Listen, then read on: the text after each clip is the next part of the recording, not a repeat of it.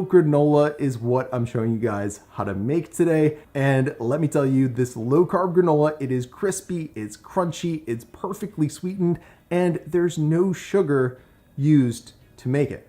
Now, I don't know about you guys, but what I love about granola is just how versatile it is. You can just scoop some out of a jar and eat it as a snack. You could add some to a bowl, pour some milk on it, and eat it as a keto granola cereal. Or if you really want to take things to a whole different level of deliciousness, you could add this stuff to some low carb keto friendly yogurt, like this 2-carb vanilla yogurt from Ratio, and you've got yourself a keto friendly parfait. By the way, that vanilla flavored yogurt, it is the best keto friendly yogurt I've ever had. It's so good. Check that out if you find it in the grocery store. That said, let's get right into the good stuff. Let's not waste any more time. Make some low carb keto granola. All right, so the first thing we want to do is preheat our oven to 350 degrees.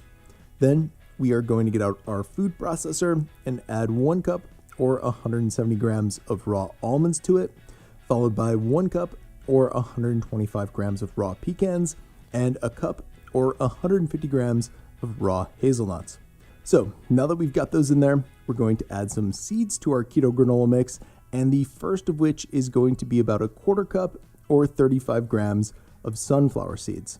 Then we're going to follow that up by adding about the same amount of pumpkin seeds to our granola. Okay, so as you're seeing here, at this point, we'll want to get our food processor set up on the motor, and then we'll want to use the pulse function to roughly chop those up. And by the way, it's worth mentioning that you don't want to over pulse the nuts because we're trying to make granola and we're really not trying to make a meal or flour or even worse, a nut seed butter with those ingredients. All right, now that we've got those blended up how we want them, we're gonna add another 1/4 cup or 30-ish grams of sunflower seeds. And then again, we're gonna add about the same amount of pumpkin seeds. Then we're gonna follow that up with 1/3 cup or 45 grams of sesame seeds, 1/3 cup or 55 grams of chia seeds, a cup or 96 grams of unsweetened shredded coconut, and a heaping 1/2 cup or 80 grams of a confectioner's erythritol blend. Now we're gonna get out our handy dandy mini spatula and give all those ingredients a good mix. Of course, the best tool that we've got though is our hands, so eventually we're gonna get those in there as well to finish up the job. Anyways, once our dry ingredients are mixed well, we're gonna add just less than 1/2 cup or 110 grams of some keto-friendly peanut butter to a small bowl, along with 2 large egg whites and a heaping teaspoon of vanilla extract. Then we're gonna get our mini spatula back out and give those a mix until they're well combined. All right, now let's move our dry ingredients over to a bigger bowl because things are looking pretty snug in there. Then we're gonna add our liquid ingredients in there as well. Now we're gonna combine those as best we can with our spatula, but again, we'll eventually wanna move on to mixing everything together with our hands.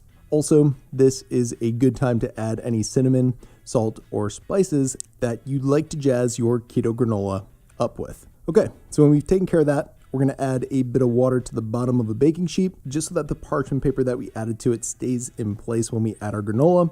Then we're gonna add our granola to the sheet and start pressing it out with our hands. That said, when you're doing this, you want the keto granola to be as evenly spread out as possible so that it cooks as evenly as possible. And a pro tip here is to use a rolling pin to help you do this. Anyways, once the granola is looking good, we're going to bake it in the oven for 20 to 25 minutes.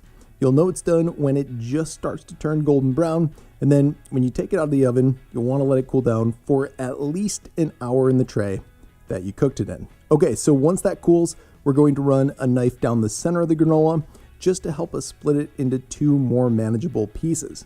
And as you're seeing here, from those 2 pieces, we're going to break our keto granola down into more bite-sized pieces.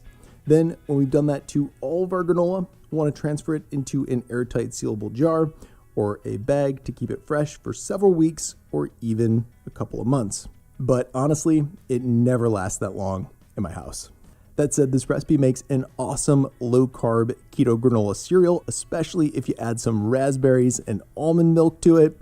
Or as I mentioned in the beginning of the video, it makes an awesome keto parfait as well if you pair it with some of that Ratio vanilla yogurt. So that is today's video. I hope you guys enjoy the granola.